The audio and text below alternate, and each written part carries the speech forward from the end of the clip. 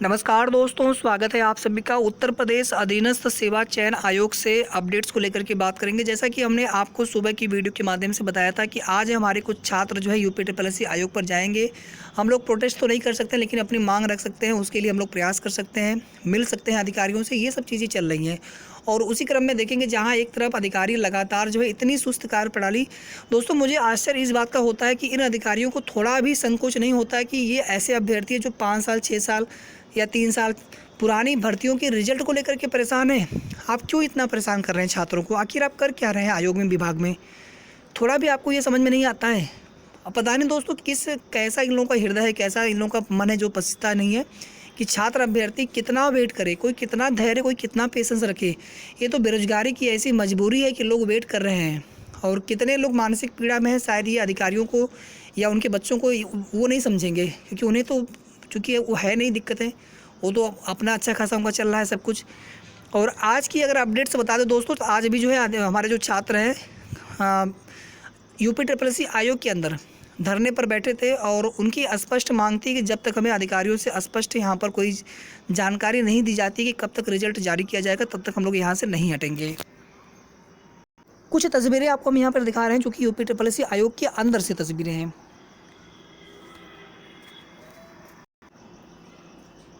ठीक है, यहाँ पर आप देख सकते हैं कुछ अधिकारी, कुछ कर्मचारी, और यहाँ पे जो है लगातार छात्रों की स्पष्ट मांग है कि जब तक हमसे कोई भी अधिकारी यहाँ पर मिलने नहीं आएंगे, हमें स्पष्ट रूप से बताया नहीं जाएगा कि हमारा रिजल्ट कब तक जारी करेंगे, तब तक हम लोग यहाँ से हिलने वाले नहीं हैं।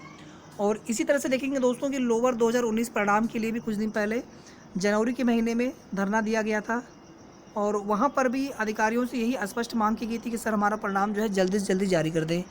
ये परिणाम भी देखिए पुराना है, 2019 का, और ये भर्ती तो बहुत पुरानी भर्ती है जिसमें तमाम तरह के जो है पेच फंसे और फाइनली जो है परीक्षा हुई। उसके बाद इसका आप रिजल्ट का वेट, इसके फाइनल रिजल्ट का वेट किया जा रहा है। यानी सब कुछ इसमें हो चुका है, फाइनल इनका जो है रिजल्ट वो जारी होना है।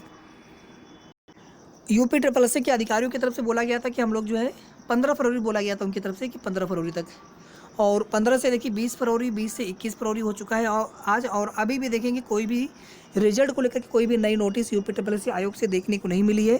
और अभी भी दोस्तों केवल हम लोग उम्मीद कर सकते हैं, अधिकारियों की तरफ से कोई भी स्पष्ट नहीं बताया गया है। सिर्फ हम लोग उम्मीद कर सकते हैं कि 28 फरवरी से पहले पहले आपको रिजल्ट को लेकर के यूपीट्रिपलएससी आयोग से एक नोटिस देखने को मिल सकती है। बाकी साथियों, यूपीट्रिपलएससी आयोग के अधिकारियों के, कर्मचारियों की या फिर इस आयोग की कार्यप्रणाली से मन बहुत दुखी होता है। जब भी इस आयोग से किसी भी भर्ती को लेकर के बात होती है तो कहीं ना कहीं वहाँ पर अपने आप को दोस्तों ये पीड़ा होती है कि मैं जो कुछ भी आपको बताने जा रहा हूँ, पता नहीं उसमें से 10% चीज़ें भी सही होंगी या नहीं होंगी, क्योंकि ये यूपीट्रिपलएससी आयोग है। एक देखेंगे आप आबकारी सिपाही भर्ती है, वो भी 2016 की भर्ती है, उसमें भी तमाम तरह के पेच फंसे थे। और इसके बाद देखेंगे नई अगर भर्तियों में देखिए हम, तो कई सारी भर्तियों का विज्ञापन आना चाहिए था। वैसे तो अगर आप देखेंगे तो लेखपाल के अलावा बीडीओ हो गया आपका, और एजीटीए है, गन्ना पर्यवेक्षक है, लोअर की नई भर्ती आनी चाहिए थी, स्टेनो की नई भर्ती आनी चाहिए थी, जूनियर असिस्टेंट की भर्ती 2019 का विज्ञापन था, वो अब 22 आ चुका है, फिर से विज्ञापन आना चाहिए। आप हर साल भर्ती कम से कम नहीं दे सकते, कम से कम 2 साल 3 साल तो भर्ती विज्ञापन दीजिए। और कहीं ना कहीं दोस्तों बहुत पीड़ा है बेरोजगार अभ्यर्थियों के मन में कि हम लोग 2-2 3-3 साल 4 साल एक भर्ती के विज्ञापन का वेट कर रहे हैं, फिर परीक्षा होते होते साल 2 साल, फिर रिजल्ट आते आते 1 साल 2 साल लग जा रहे हैं, फिर उसमें कोई विवाद आ गया, भर्ती रद्द हो गई, तो भविष्य ही समाप्त एक तरह से। यानी एक तरह से छात्र तैयारी करना ही छोड़ करके कोई अपना कोई बिजनेस करे, या जिस प्रकार से कहा भी जाता है कि पकौड़ा तलना या अन्य प्रकार के बिजनेस, तो शायद यही सरकार की मंशा है। आप व्यवस्था को, सिस्टम को सुधार नहीं सकते हैं, बल्कि आप सिस्टम को समाप्त करके सब कुछ निजी, सब कुछ प्राइवेटाइजेशन कर देंगे ताकि आपको कार्य ही न करना पड़े।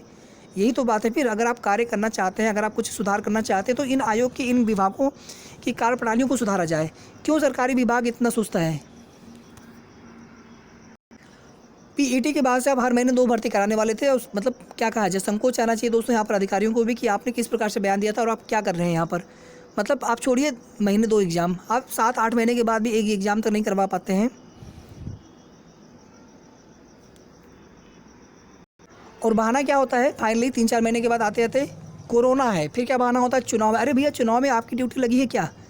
मान लेते चलिए चुनाव है, लेकिन उसके पहले आप करवा सकते थे एग्जाम। चुनाव के तुरंत बाद एग्जाम करवाएंगे आप, इस बात की गारंटी है? मार्च में कोई भी अभी एग्जाम कैलेंडर आप नहीं दिए हैं, तो किस बात का आप आश्वासन देते हैं, किस बात के बहाने आपके हैं?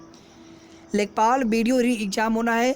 एक फॉरेस्ट गार्ड की भर्ती विज्ञापन आया था 2019 में, उसकी परीक्षा आपको करवानी है, एक ही एग्ज़ाम उसमें होना है।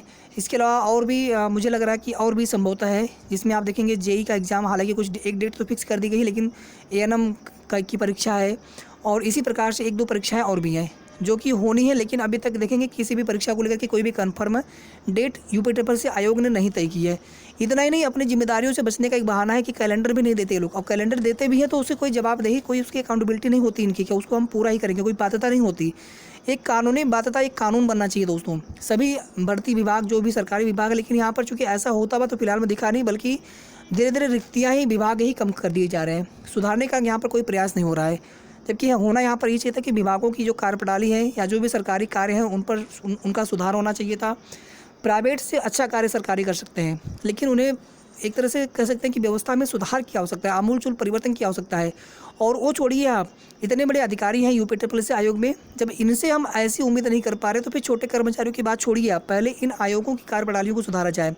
यानी जो भर्ती दोस्तों मेरे हिसाब से या आप सभी के हिसाब से 6 महीने से ज़्यादा समय नहीं लगना चाहिए, वे भर्तियाँ 6 साल में पूरी नहीं हो पा रही हैं। मतलब शर्म का विषय है, अब क्या कहा जाए इसके आगे।